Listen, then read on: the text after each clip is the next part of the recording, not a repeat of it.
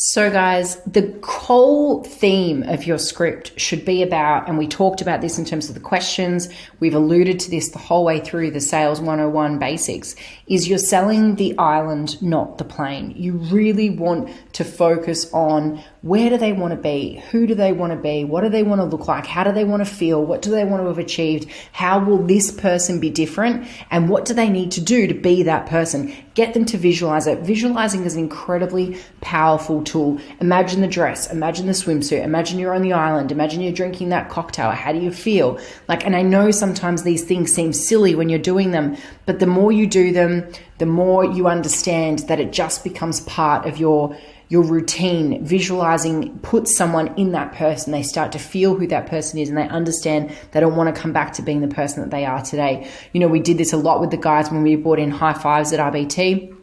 And, it was all about connection. And the guys felt so silly when they first started doing high fives. They felt it was contrived. They didn't really understand it. But for us, we understood what it meant. We understood where it was taking us, and we understood what connection it was giving our members and our staff and our community. And so, we really pushed it. And now it is so ingrained in our culture that nobody really knows when it began and when it ended. And for us, high fives are such a connection point. And the same way for you with your sales script, sometimes things feel unnatural, guys, especially when it's not something that you do regularly. But if it's the same thing as going to the gym, it's the same thing as eating well, it's the same thing as tracking your food. It's all these things are not natural when you start. But you need to look at all these things. All these fantastic people with fantastic experiences are telling you that really great salespeople enable people to visualize what they're trying to achieve. They're trying to imagine themselves as that person. So you guys need to make sure that you're doing that. Visualize that island and make them explain that to you. It has to be about the outcome, guys. It can't be the system. If you're selling them the seat and the meal that they're going to have and the whole process and what view they're going to have out the window, then you are confined to that. And that gives you no room to move. It gives you no leverage over, well, this diet isn't working, so we're going to adjust this, this diet or, this training. If I promised you 8 deadlifts a week, so you have to have 8 deadlifts. If you change your programming, you're in big trouble. If you change your dumbbell supply, you're in big trouble. Don't get caught up in, whether or not there's hair straighteners in the bathroom. What you guys want to know is that this is where you want to go. This is who you want to be. This is how you want to feel. And I'm going to get you there. And this is how we're going to get you there. And it's not with things. It's with a journey. It's with a process. It's with knowledge. It's with accountability. Because at the end of the day, everyone has the information on Google, but they're not implementing it. Why? Because they need accountability. They need a coach. And this comes back to the other thing. There is nothing worse than handing someone a price list and telling them, you tell me which program you want to do, because it's exactly the same as a wine list, guys. I don't know. There's how many people do you know that go down to the most expensive bottle of wine on the wine list and pick it? No, everyone kind of just sits around the middle somewhere. They're like, I don't want to buy the cheapest one. So I'll go 2 or 3 down and I'll buy that one. Okay. That's what you're dealing with if you hand someone a price list, rather than a really great sommelier who comes out what do you like? What do you do? What flavors are you feeling? What are you eating for dinner? Great, fantastic. I highly recommend this one. It's never the bottle you were going to buy, guys. But once you've had that conversation, you're really unlikely and not typical to kind of move into that, to say no or to change the bottle. So I want you guys to imagine you're the expert, okay? You don't go into the doctor's surgery and go, hey, I'm not feeling really well. And they're like, well, you can take penicillin or you can take antibiotics. Which ones do you want?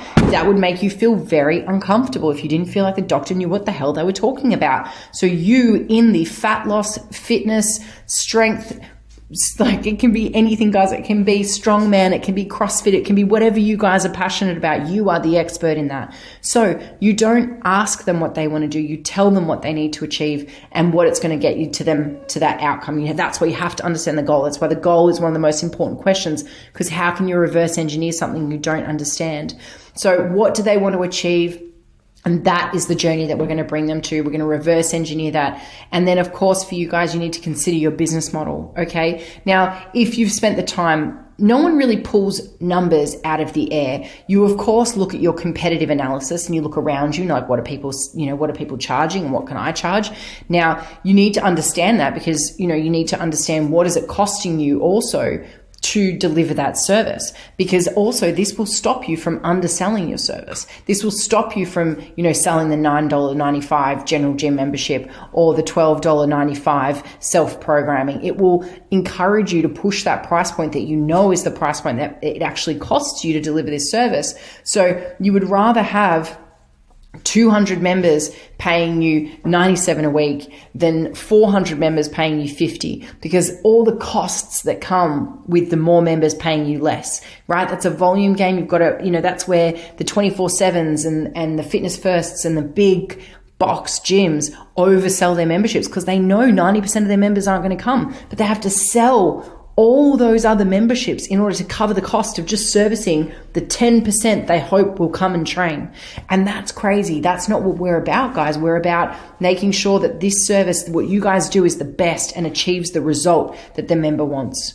Okay, so for you guys, consider the business model, go through that process, understand what your upsells are, your core, your downsells, feel really confident in those price points, making sure that you understand the cost and where you want your average client fee to be. And then you own it and you push it and you define that experience to ensure that you can deliver that.